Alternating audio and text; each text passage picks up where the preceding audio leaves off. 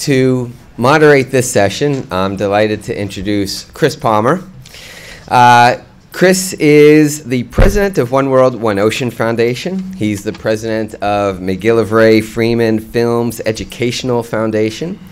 He's a distinguished film producer in residence at the School of Communications at American University. Very distinguished. That's with a capital D, mind you, and it is officially in the title. And then director of Center for Environmental Filmmaking at the university. But all of those titles don't do justice for the work that Chris has done over 30 years and with 300 hours of programming, so that's not a bad ratio, 30 years for 300 hours. He's worked as a professor, speaker, author, film producer. He's done it on land and in water. He's done it above the firmament and below the firmament. He's done it with celebrities and students. And I can't, and I can't do justice for the enthusiasm and the vitality that Chris brings to his work. I will close by saying his latest work, Shooting in the Wild, is here in my hand and available at our corner bookstore for sale after the session, and I highly encourage you all to go buy it and get Chris to autograph it at the end. And I highly encourage you to do that as well. And with that, let me bring up Chris. Thank you. Great. Good. Thank you so much. Thanks so much, Jason. Let's give Jason a round of applause. Yes. Okay. Well, welcome everybody. Nice to have you here. Delighted you've all come. The purpose of this panel. Can you all hear me okay? Good. The purpose of this panel is to explore the relationship between the oceans and films. How do documentaries and Hollywood films shape how the public perceives the oceans? How do filmmakers, like the four of us up here, how do filmmakers harness the power of film and video to connect people to the oceans? In particular, we're going to focus on the question of what makes films effective. Why do some films move us to action, and how is that accomplished?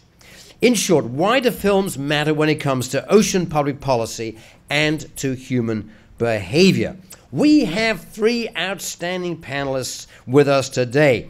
Lou Doris right here on nearest to me, then Karen Meyer in the middle, and then at the end, William Gellner, whom I will introduce in all of them in a moment properly. Now, to kick things off, I want to show you two brief videos that we've produced at One World, One Ocean to help us get us all thinking about this issue of effectiveness and impact. Our goal at One World, One Ocean is to use the power of film and storytelling to change the way people see and value the ocean and motivate action to restore the ocean. So Steve at the back there, would you please, they're all called Steve in the back. Let's see, we'll play the marine, okay, we'll play this one first.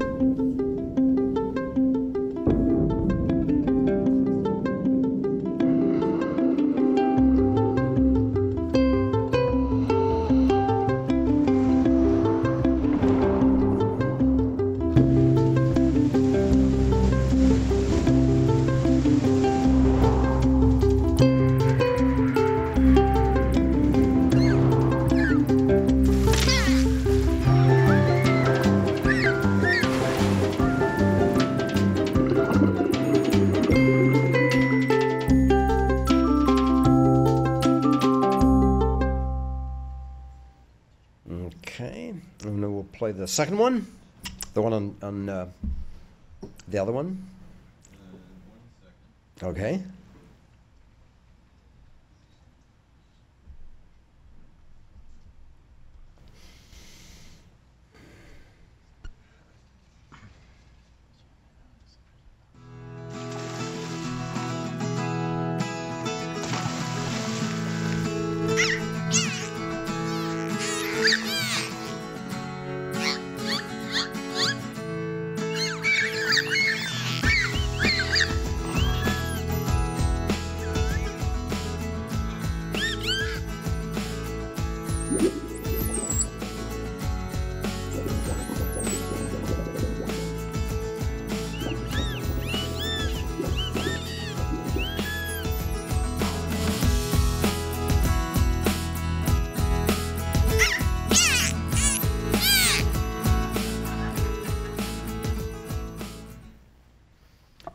I've shown you those two videos just to stimulate your thinking, our thinking about things like targeting specific audiences, the use of terms like marine parks versus marine protected areas, and what is it that transforms a film or video from a mere temporary distraction to a compelling experience that leads to measurable, tangible change. Now, let me introduce our distinguished panelists. We have on my left here, Lou, put your hand. This is Lou Doros, D-O-U-O-S.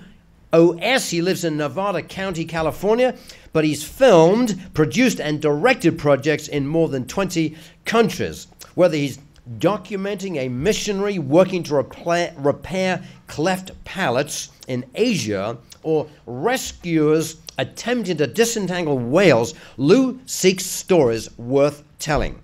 Lou's work with the Hawaiian Island humpback whales National Marine Sanctuary's large mammal disentanglement network and Akua Films was the motivation behind the award-winning In the Wake of Giants. Using research footage captured from helmet cams, the film puts the audience in the boat with rescuers as they struggle against the odds, ocean conditions, and the clock to cut whales free from marine debris. Lou's now working on a sequel called Northern Wake that focuses on the community effort of Alaskans and commercial fishermen to prevent the problem in the first place. Now, something not on Lou's resume. He has already died once. 6 years ago, he was hiking near his home in the Sierras when he was crushed by a log in an icy mountain stream. His wife pulled him out, saving his life, and got paramedics and a helicopter there in time to fly him to a nearby trauma unit where he spent 6 weeks. A few years later, and missing some key organs, he made the now Emmy-nominated In the Wake of Giants with Akua Films. So from a Sierra mountain stream to a film about entangled humpback whales, Lou is living proof that all drains do in fact lead to the sea. So Lou, we're delighted. Let's give Lou a round of applause. No, not yet. No, I was introducing the else first. Yeah. No, Lou's going to come in a minute, but let me first introduce Karen, sitting to his right. Karen is the executive director of Green Fire Productions. Her latest film is Ocean Frontiers, the dawn of a new era in ocean stewardship. For more than 20 years, she and her husband, Ralph is in the audience here. Ralph, where are you? There he is, Ralph, who's married to Karen.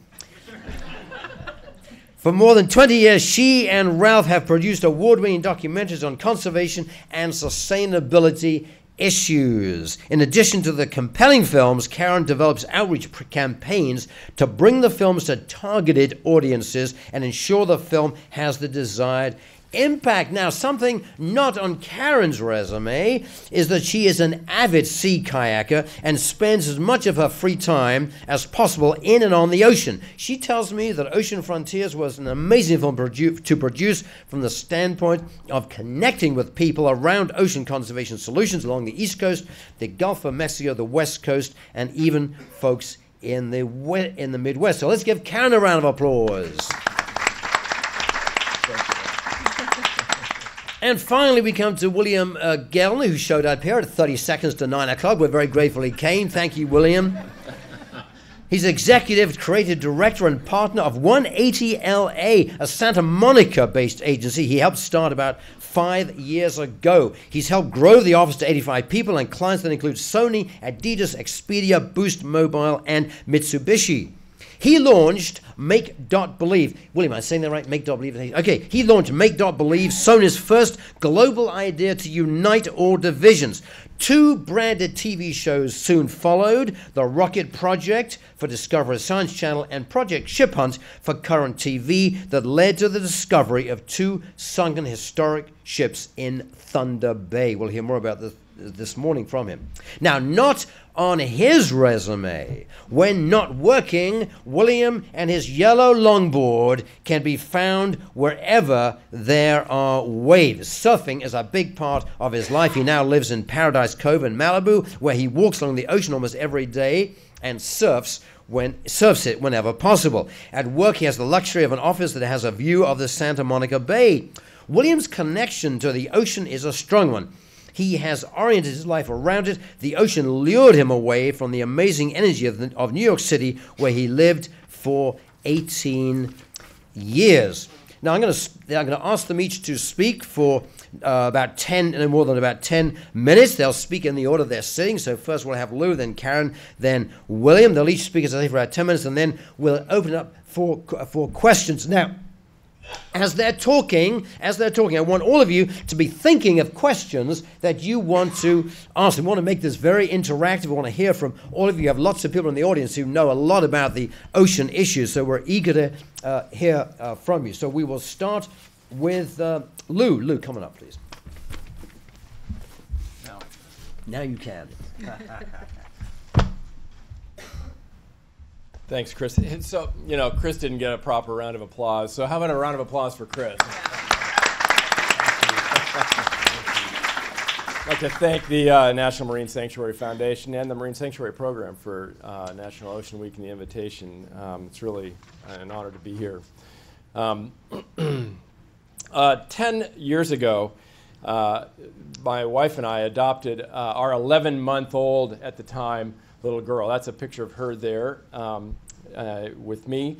And when she came from China, she did not have really any language. At 11 months old in a Chinese orphanage, there was not a lot developed there. And so she worked hard for her language. And after 2.5 years or so, she began to sort of form up the makings of language. And her name is Mei An, but she could only pronounce it as Na.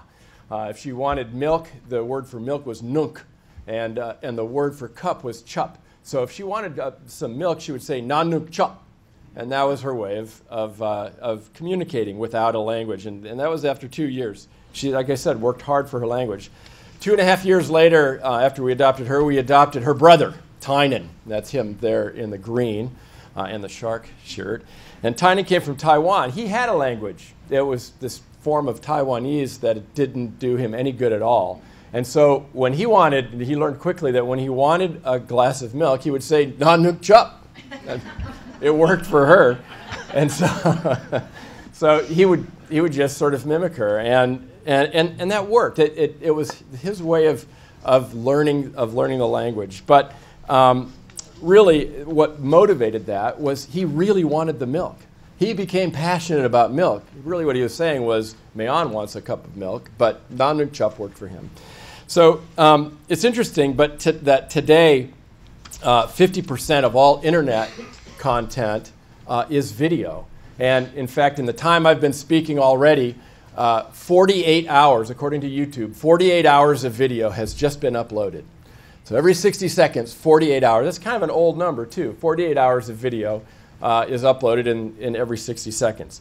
Video has become, online video and film, has become a form of a language. It really has. It's become so integral to our communication that it's shaping our language.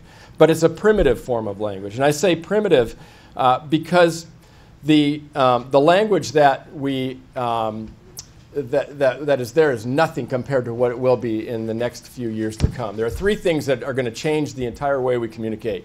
An increase, massive increase in internet protocol, IP traffic, a massive increase in mobile traffic and mobile device use, and a massive increase in IP-delivered video. So we're in this incredible place where this new language is emerging, and these three things are forming up the language of our future.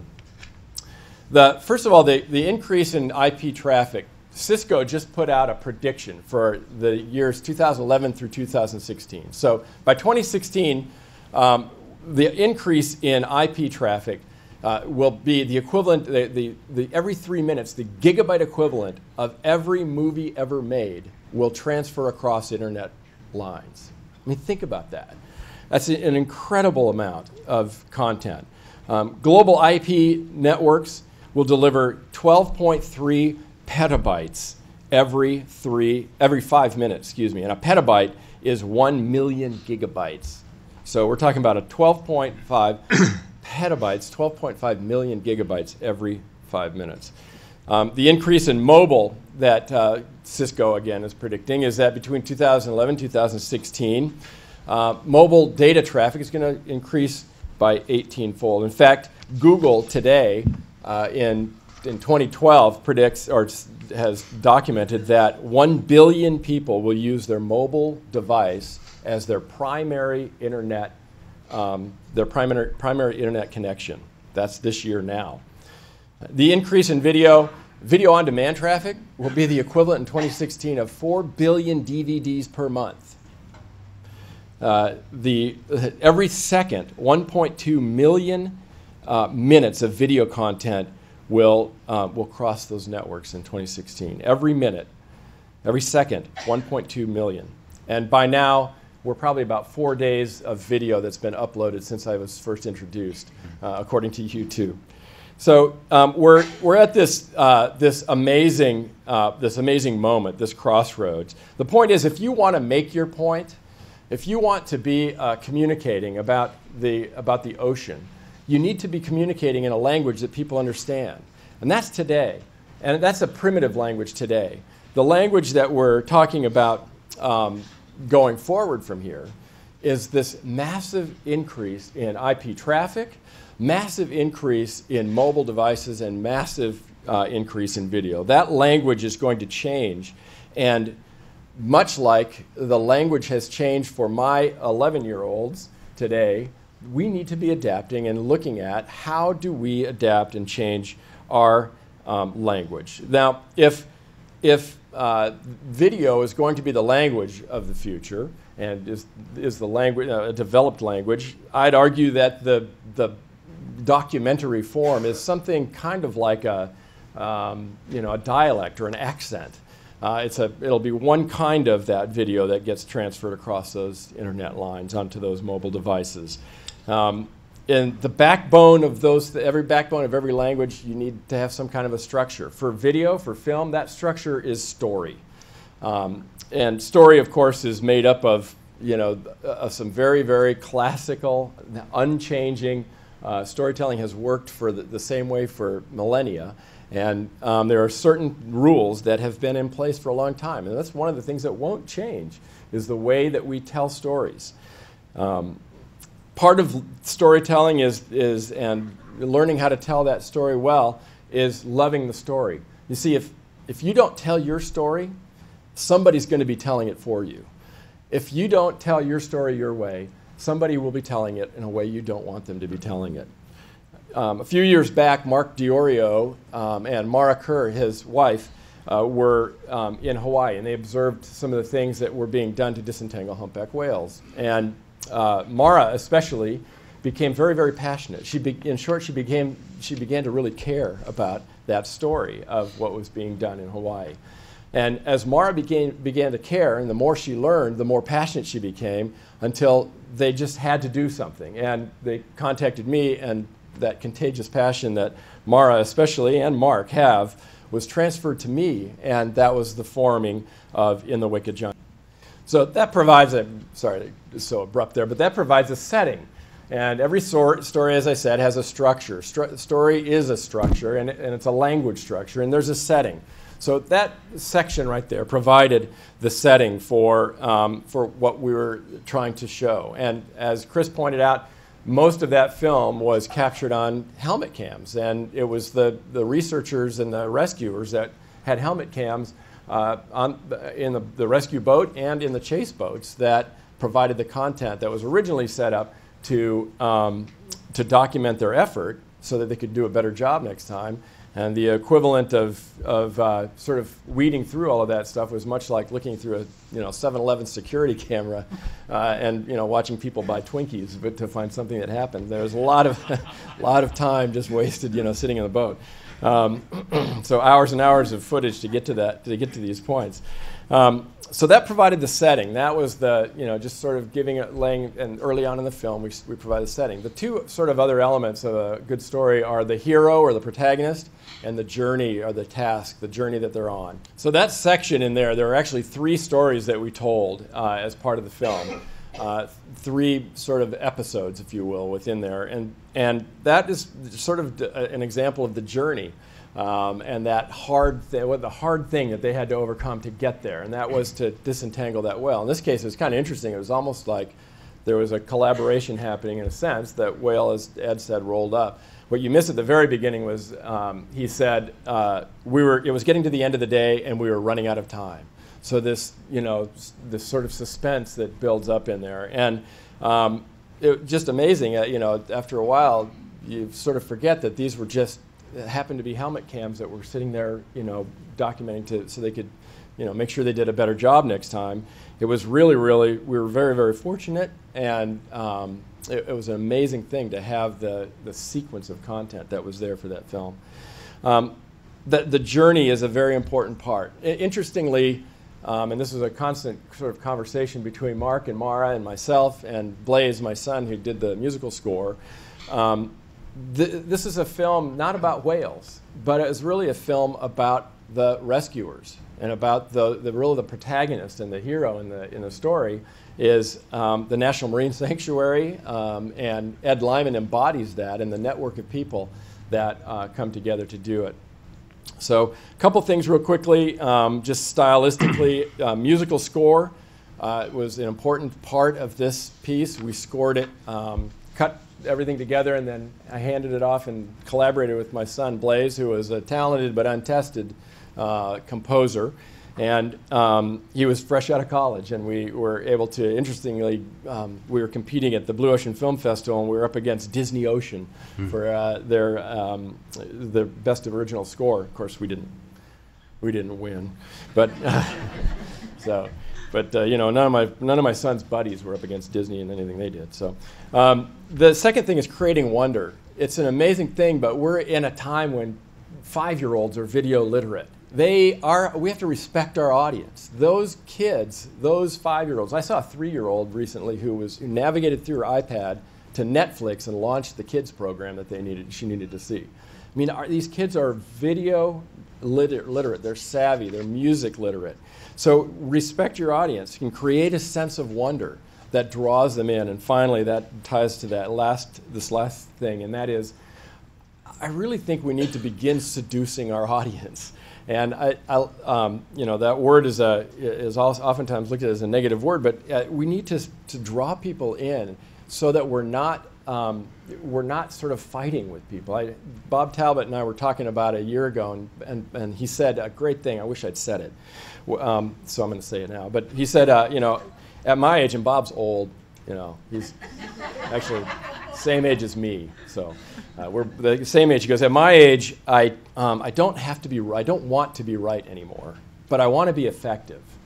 And with that kind of attitude, that kind of thinking, it's really about seducing your audience, seducing people to see things the way that you love them, the things that you have fallen in love with as well as a filmmaker.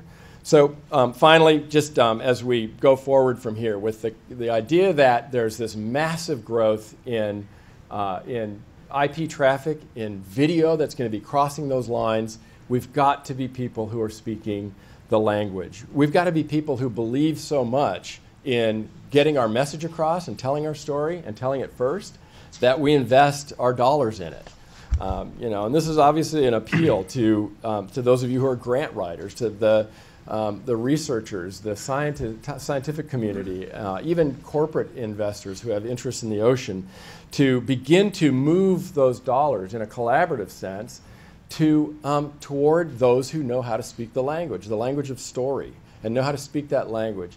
The thing that you don't want to end up, and it would be almost embarrassing if my 11-year-old was in the middle of her conversation today, and in math class needed something to drink and said "na nung chop."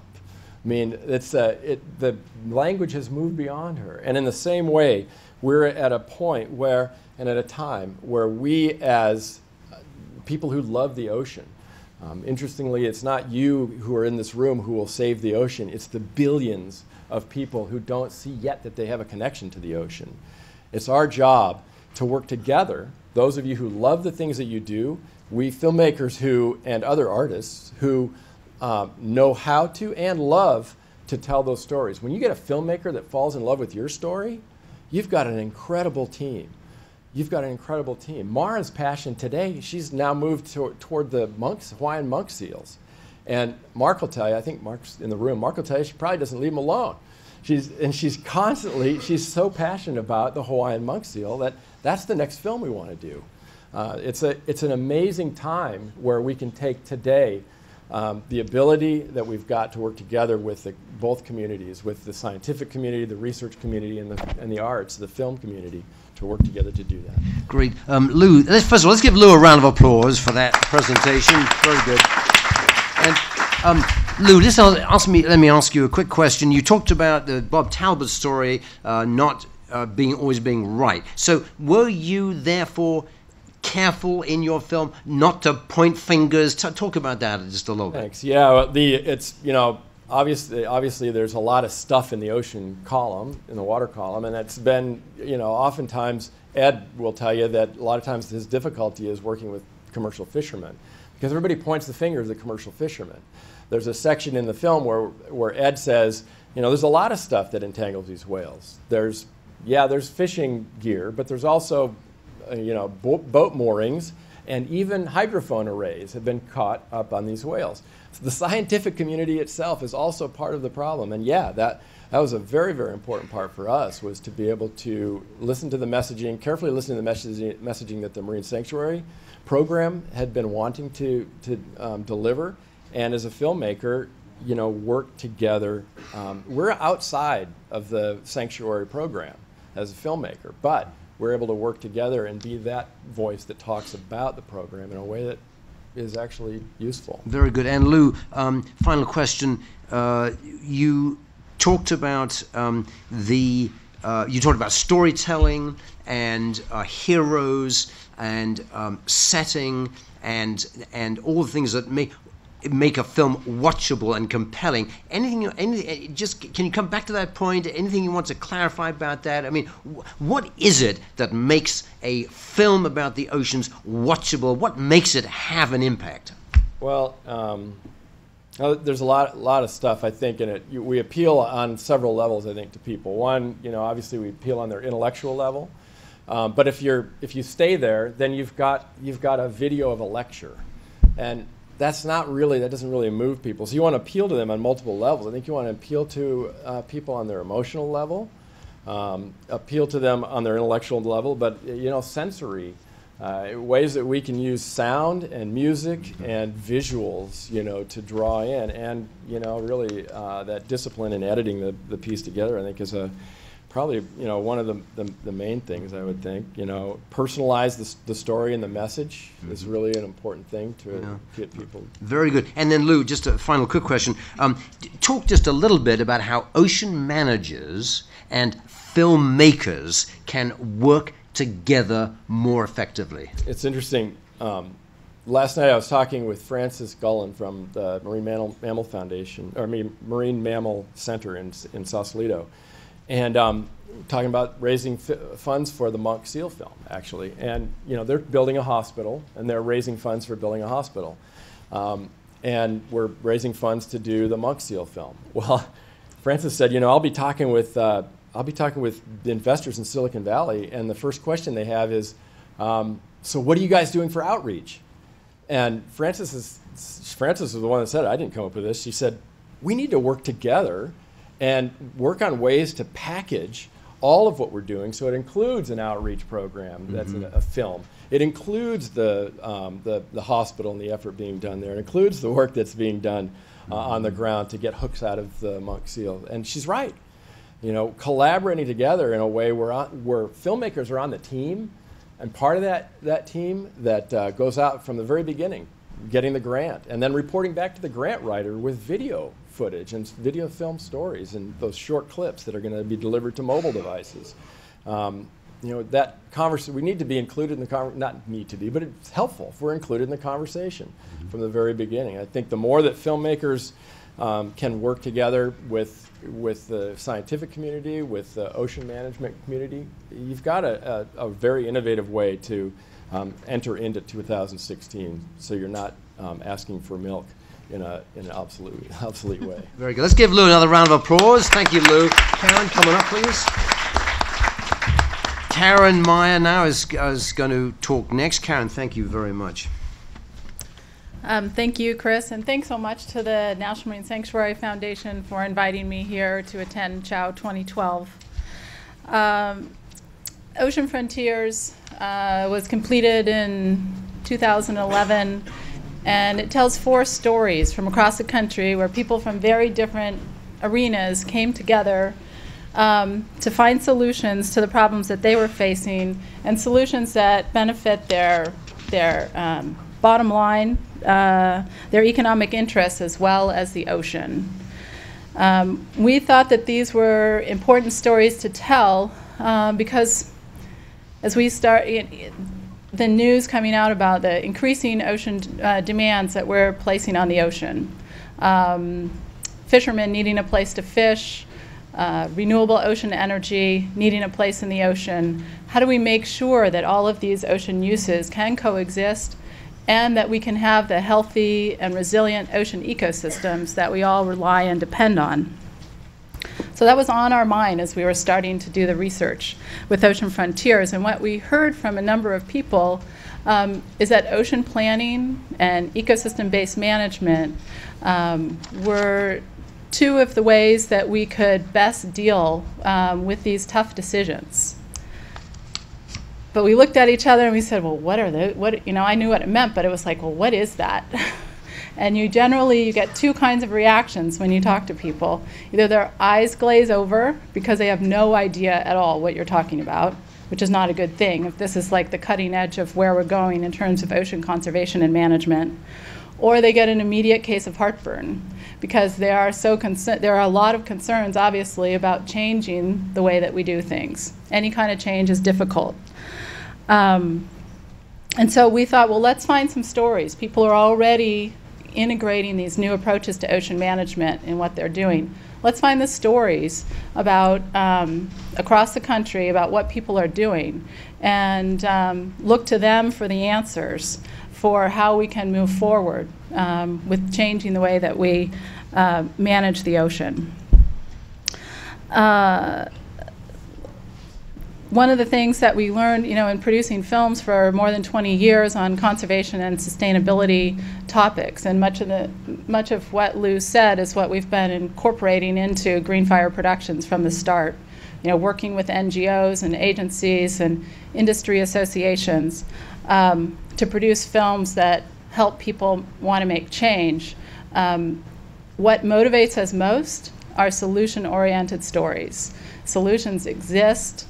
We can learn from one another. We like to learn from one another. And those solutions and success stories can help motivate and inspire us to take similar actions. So that's the theme that's incorporated into Ocean Frontiers. And I'm just going to keep my comments really brief. I've put together 3 clips from 3 of the 4 stories in Ocean Frontiers, and they run back to back. So we'll play those and then talk about them afterwards. Great. Thank you. Thank you, Karen. Okay. Very good. Let's give Karen a round of applause. So, Karen, let me ask you a question about this. You're talking about these complicated issues of ocean planning and ecosystem-based management, but why film for those subjects? Why not write an op-ed piece, write a white paper, write a research paper? Why did you decide to use film to talk about those issues? Why is film an effective way to tell those stories? Well, I'll tell you, in doing the research for this, I went to a number of conferences and went to all of the tracks on ecosystem-based management and ocean planning, and 3 days worth, nonstop. You all have been to these conferences, and you come out absolutely, your eyes are just, oh my gosh, you must, and we would look at each other and say, we're doing a film on this? Like, are we nuts?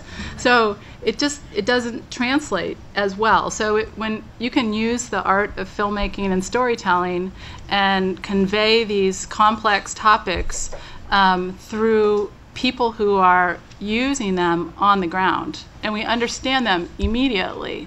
We get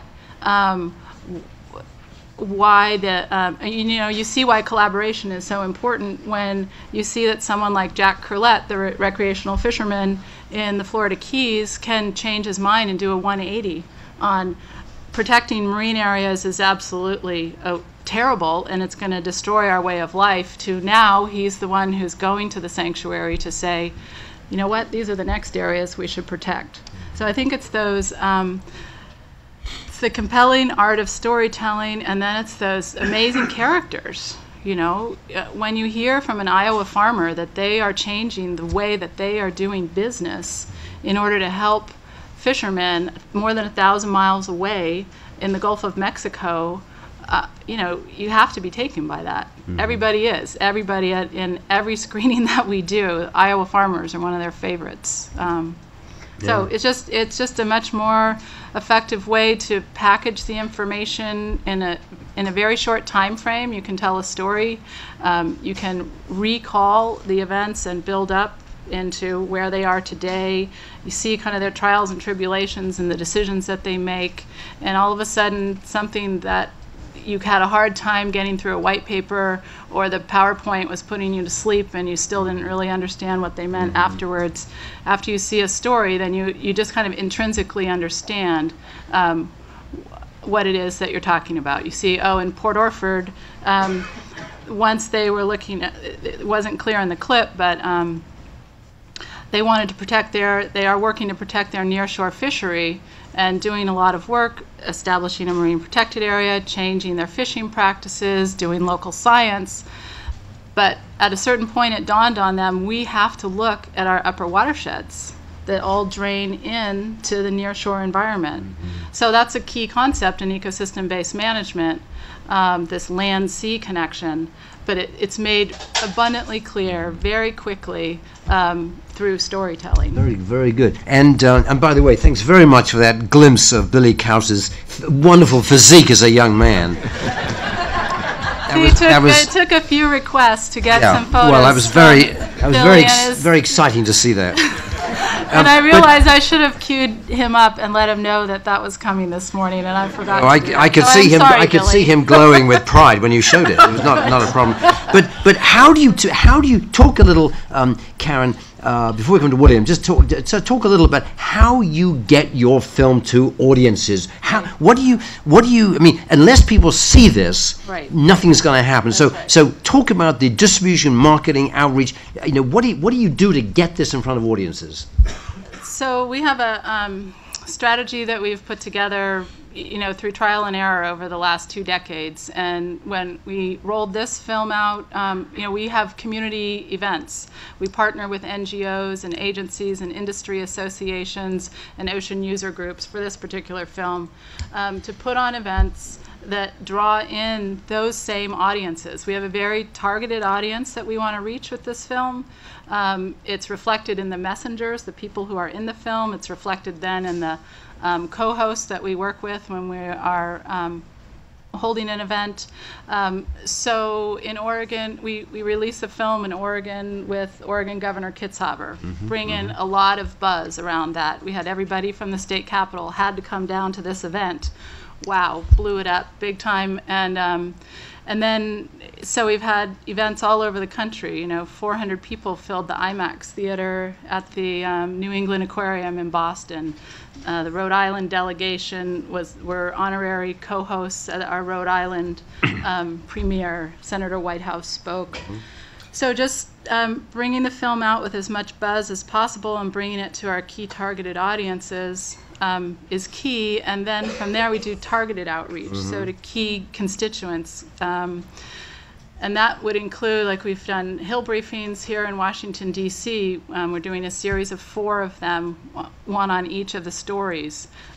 We've done presentations for the American Association of Port Authorities, who were having a panel for 75 of their senior level staff from all over the country, and we showed the segment that you didn't see today, the Stellwagen Bank, about shifting shipping lanes to protect marine Yeah, mammals and that's- keep commerce. So it's all about holding these kinds of events to reach the people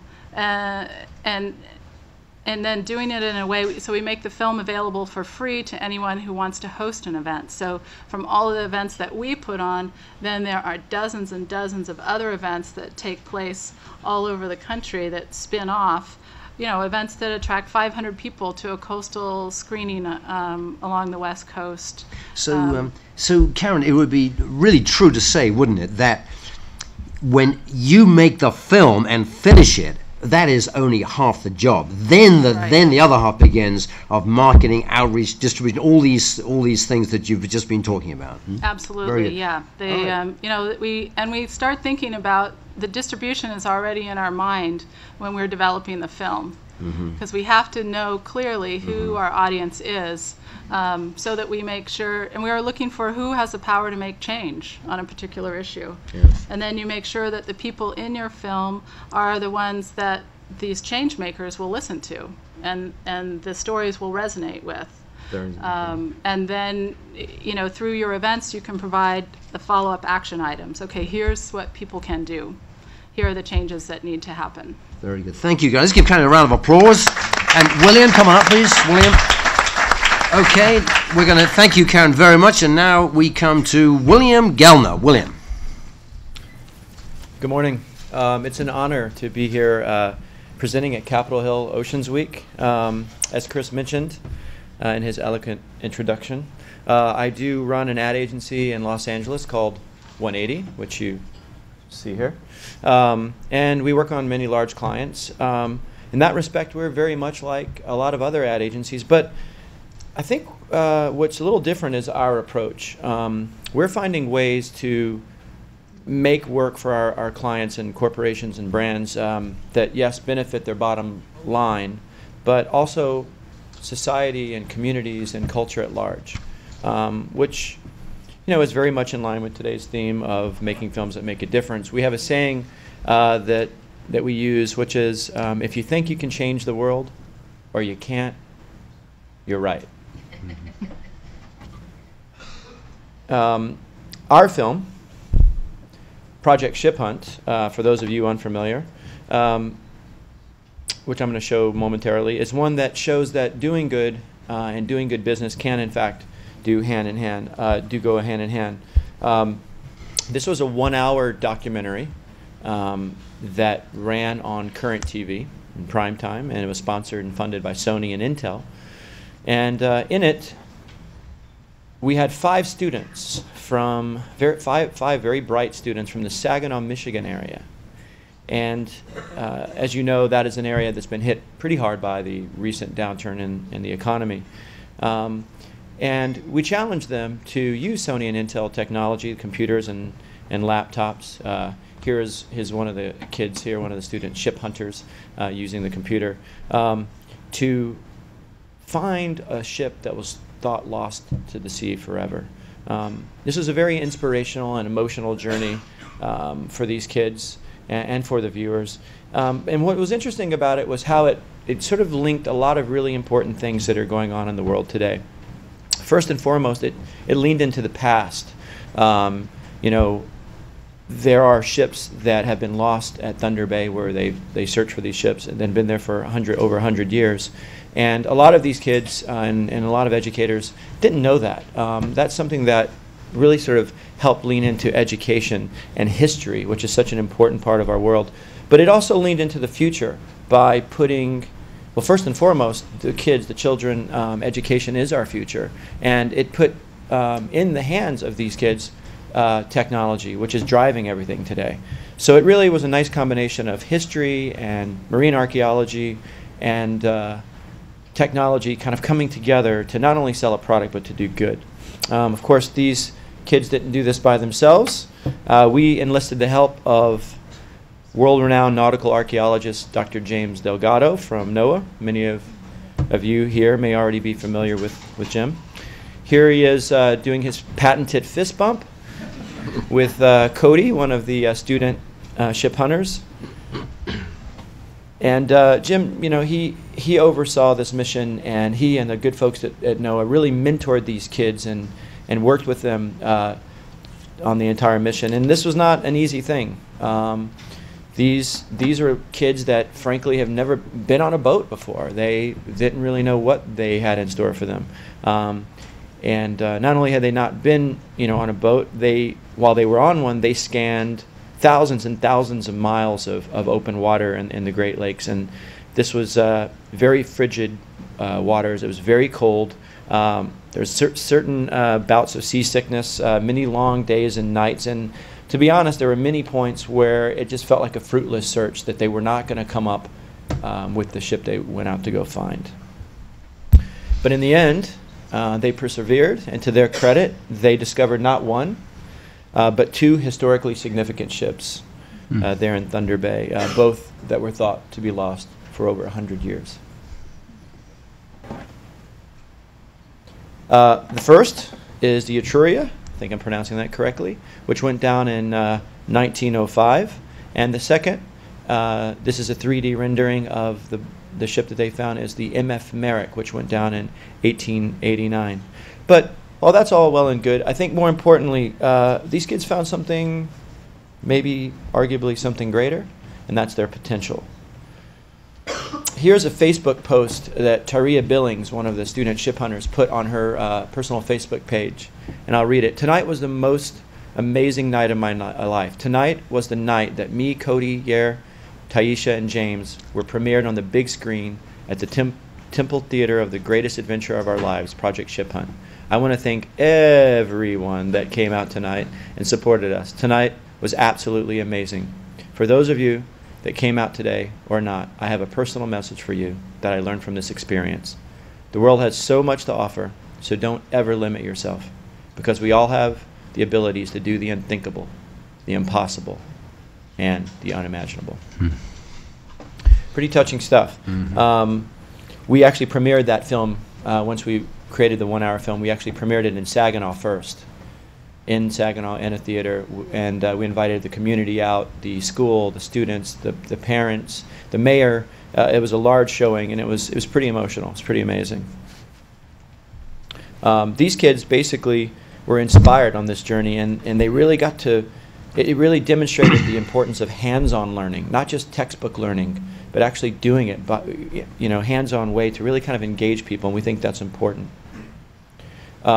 This benefited, a lot of different people. There are a lot of different beneficiaries. The brands themselves, Sony and Intel. The kids from Saginaw, here they are, having a great time.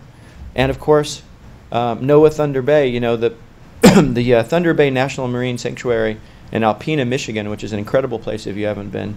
This project brought awareness to their good deeds and good work, and all about letting people know about what they're doing to protect the Great Lakes and their rich maritime history through research and education and resource protection. The TV show plays in regular rotation at the sanctuary's HD Theater there to more than 60,000 visitors per year. And finally, Thunder Bay is putting the final touches on an approved lesson plan based on Project Ship Hunt with funding from Sony and Intel, which will be made available to public high schools and teachers across the country via NOAA's educational webpage. Indeed, good and good business do go hand in hand. Wonderful. Let's give William a round of applause.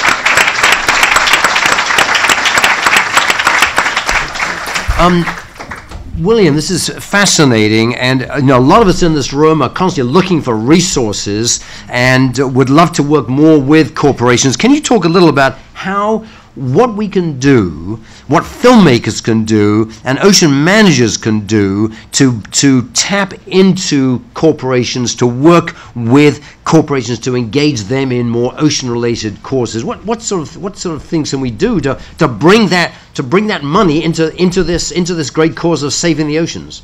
It's a good question.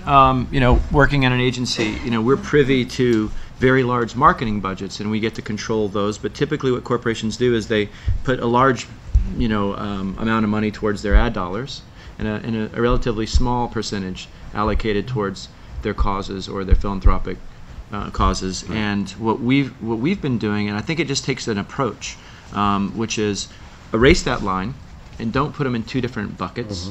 Actually make them all part of one bucket.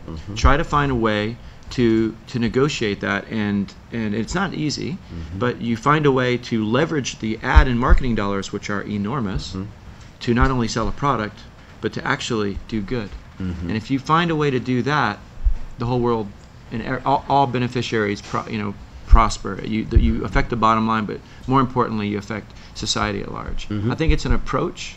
It's not easy. It's really important, actually, that not only, well, first and foremost, it starts with understanding, I think, if you're a cause and you have something really important that really can help change the world for the better, you have to make sure that your objectives line up with the brand's objectives. We were in a unique point of view. We're Sony's agency. This idea, Project Ship Hunt, was very much about making your dreams come true. It's about making your imagination real. And that is, it just so happens to be their corporate mission statement, make, not believe. Believe anything you can imagine you can be made real. We had to make sure that those two things kind of line up. And it's an understanding of a brand's objectives and a cause's objectives, and make sure that they're all lining up, because this is a tricky thing. It's not easy, and you have to make sure that everyone is aligned, and it's going to get crazy, and there's going to be some difficulties along the way, but if you truly believe in it and you're all kind of together, it's going to happen. Very good. Thank you, William. Now, I'm going to ask him one more quick question, but then I want to open this up for questions, so please think about, put your hands up and get ready to ask questions. But William, very quick question for you. Is there a trade-off between entertainment and education, or is there a way of using education to actually increase the entertainment value of what we put in our films? Does that make sense? Yeah, no, absolutely. And the answer is yes. I think that that those two things can go hand in hand and should. I think if I go back to the days when I was in school, which was longer than I cared to admit, but I go back to those days, and it was pretty dry. It was pretty much textbook based, and the old overhead projector, and it wasn't particularly entertaining or engaging. It was all memorization and standardized testing, and that's just not the way that we live our world today. Especially kids. They have iPads and iPhones and computers and social networking, and they're way engaged with the things that they're doing. And the gaming industry is taking off like gangbusters. I mean, the last release, the big release, actually outsold Avatar.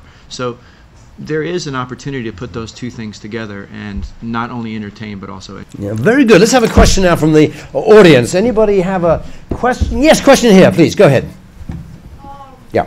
It's for Mr. Gellner. For Project Ship Hunt, it had a picture of a sort of freighter-like ship and a sail ship, and it made it seem like they collided. Is that true?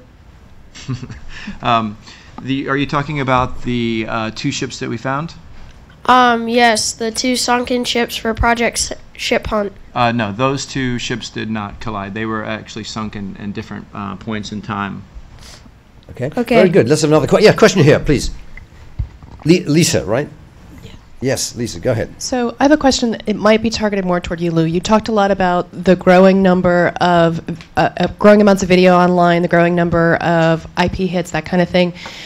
Certainly video is going to be more and more prevalent, but it seems to me our attention span is getting shorter and shorter. And so one of the things that I've struggled with when I've looked at content to put on web pages, thought about videos for various projects, is how do you get that hook for that short attention span to get people to actually sit down and take the time to watch an hour-long documentary or a 2-hour-long documentary and engage in the conversations associated with that, like the community outreach that you've been doing, Karen, and then take action.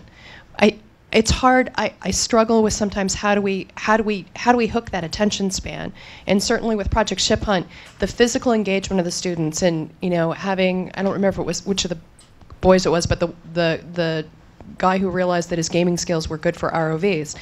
You know, that opened something up in his brain, and it was that physical engagement. But it's really hard to do. You do more of that with video, but it's something that I wonder about when we're trying to think about messaging, and how do you address that short attention span and then translate that into engagement? Okay, good question. Lou, do you want to talk about that? I think first of all, there's with every screen, there's technically, I guess, 4 screens probably, right? There's the television screen, the computer screen, the phone screen, and now the pad, tablet screen. And each one of those has a different sort of viewing experience. And so more and more, I think both of you would agree, you start shooting thinking, okay, some of this stuff I need to shoot with a small little 5-inch screen in mind. And the same thing is true not just for the screen size, but the attention span as well. I think you look at a lot of corporations now are doing more micro-documentary type stuff, 3 minutes or less, for certain distribution or deliveries of the same message. There may be a long, full-length piece out there, but there's also an opportunity to do those shorter stories. I think setting out to do In the Wake of Giants, the first mistake was to think I could close the gap between people and the cause. And that's really just not possible. But if I can narrow the gap, if I can seduce my enemy, if I can get a whaler to go, I disagree with you, but cool video, I've just narrowed the gap a little bit. And I think that's getting the perspective on the goal, the objective of the film, and then meeting those screen size and attention span size multiple ways with the same content is a great way to move forward. You've got the opportunity, the distribution is at your fingertips. Very good. I would also add to that. Yeah, please. Just quickly, when we did that was an hour-long documentary on Current, but there were a lot of bite-sized bits as well, shorter films that we put on the web and social media. So there are opportunities to engage on a shorter form. We also created a video game that you could actually we sunk ships in the virtual ocean and Google Oceans, and created a game on Facebook where you could actually go and hunt for these virtual ships and learn in the process. So it's sort of a combination of things. I think that giving people the opportunity to engage with it on their own terms, whether it's an interactive term like in a game, or it's in a short form video content, or a longer form documentary, is probably a good way to go. Very good. Yeah, Thank you. We've done the same thing with Ocean Frontier. So there's an 80-minute film, a 60-minute, 22-minute that's condensed for presentations and meetings, and then for online, we've got 2- and 3-minute clips that people can watch. So. Very good. Question here, and then we'll go over here. Question here first. Say your name first, please. Casey Cerveny.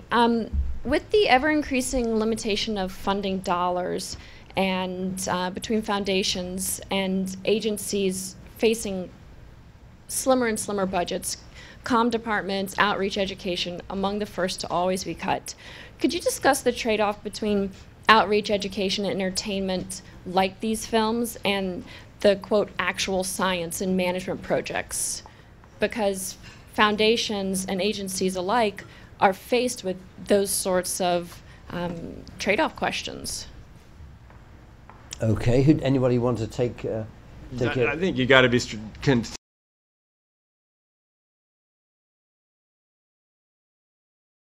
continuously more innovative in terms of the way you look at that. I mean, not just with social media, but there's Kickstarter is a way that I'm trying to raise some funds for a small sequel to In the Wake of Giants, which is it's really, crowdsourced funding. And there are limitations to how you do that, but there are some innovative ways if you look at packaging that right, where I think even you look at your own programs, there are ways you can start leveraging some of those media or those networked sort of those items. When you're dealing with corporate tie and strategic alliances, that's a really sweet spot there to be able to get those two things to line up. But I think it is being innovative in terms of that, that budgeting approach. Okay, very good. Yes, please go ahead. Yes, John Jensen from the Sea Education Association. Question for Mr. Gellner.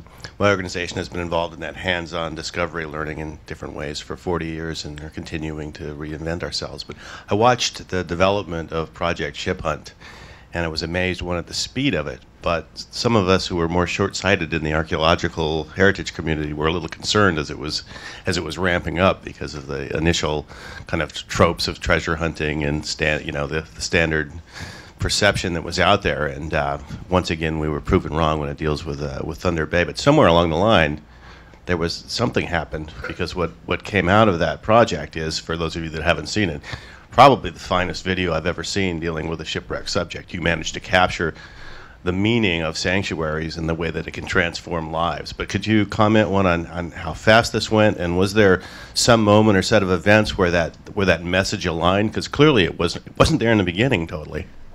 Okay, and William, keep your comments tight because we don't have much time. Very well. First off, thank you. I'm glad you enjoyed it. It was a special project. Yeah, I mean, we set out from the get-go, believe it or not. We really wanted to do something that wasn't about just treasure hunting and finding booty or loot. In our mind, the loot was education, and it was about linking the past and the future and tying in technology and education with these kids to inspire hands-on learning. And you know, the ironic thing is that these kids were from Saginaw and in the the Great Lakes, the Thunder Bay is in their backyard, and none of them had any idea that this is one of the world's busiest waterways, that it was historically significant to the building of our country. Ships coming through there, carrying goods and raw materials to build our country. It's an incredible waterway. They were fairly unfamiliar.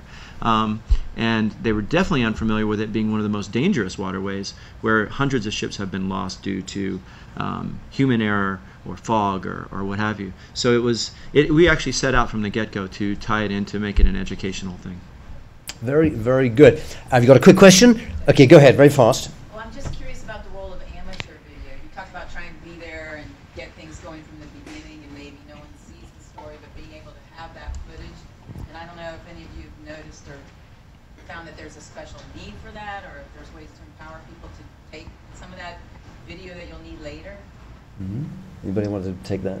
Well, I know for us, we didn't see the segment here, but in Stellwagen Bank National Marine Sanctuary, and the tagging that takes place with the whales, so that they could figure out where the whales were, those were, we couldn't go out on those boats. Those are all permitted activities. We couldn't film anything. But the sanctuary actually had footage that they had been able to shoot on those undertakings, and it was available to us to use, and it's some of the best footage in that segment. So it plays an important role, and it's leveraging all of those materials that are out there to keep the budgets down. Very good.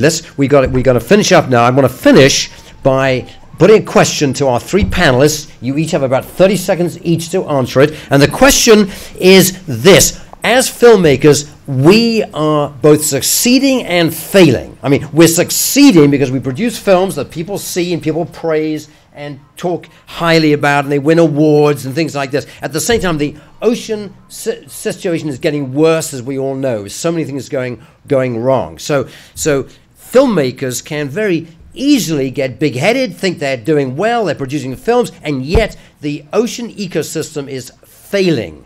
What is going on here? Why is it we are successfully producing films, winning awards, the Cove and all, getting recognition, and yet the situation is worsening? Okay, Lou, go. It's not the filmmaker's fault. No, but I think that it's a matter of narrowing that gap, and if you look at the ocean, a lot of the footage is gorgeous. You look at Disney Oceans, it's hard to come away from Disney Oceans and think there's something wrong with the ocean. I mean, beautiful score and beautiful animals and beautiful water. There's coral reefs dying all over the place, and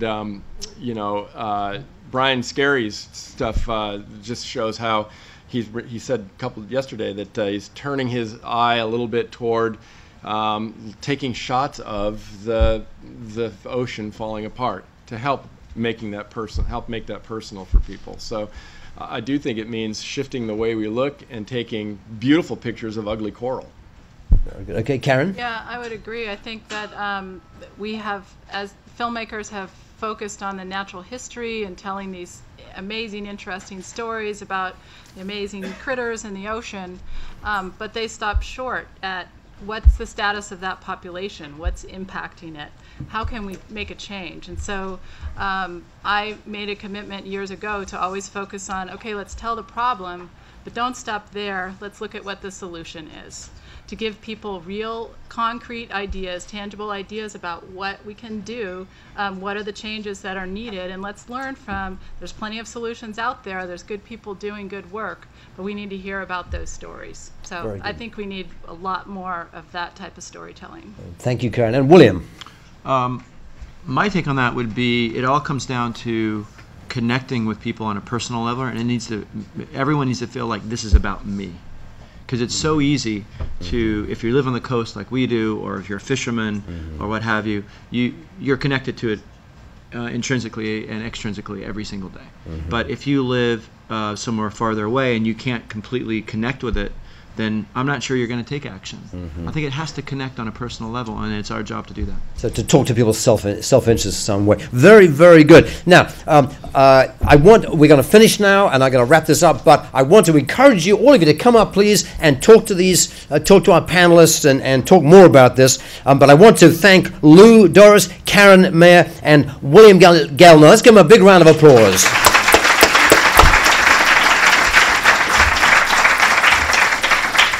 And don't stop applauding. Another round of applause for our moderator, Chris Palmer.